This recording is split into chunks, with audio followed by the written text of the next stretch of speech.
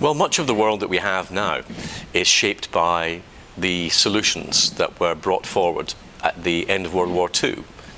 NATO, the United Nations, the WTO, the World Bank, the IMF, all these institutions are really designed for a different world, one which was essentially bipolar, where you had the United States and the forces of capitalism on one side, and you had the Soviet Union and the forces of communism on the other.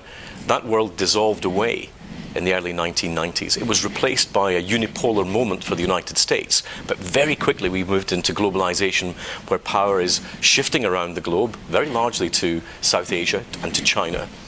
And we need to learn to deal with that. Now, that's much more like the world looked in the 19th century. And I think we'll have to relearn some of the skills that we had, diplomatically in particular, to deal with that. But we also need to update our institutions and our ideas about our interdependence, because that's not really what the 20th century was like.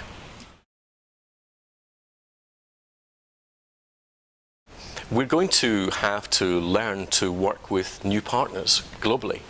And the idea that we have had in recent times of, for example, the Permanent Five in the UN dictating to the rest and having a veto, these are all going to be hugely questioned with the shifts in global influence, economic and political, and perhaps military, in the years ahead.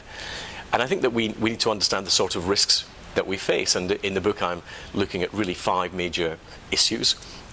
The threat of global terrorism, the probability of further failed states, the economic imbalances, the conflict within Islam, and the competition for commodities. How do we deal with what are very predictable problems, because they've always been there to one extent or another in the past? How do we think that they will shape up in the future, and how do we think we might deal with them? And I wanted to bring in a number of people who've actually faced these problems and dealt with some of them themselves.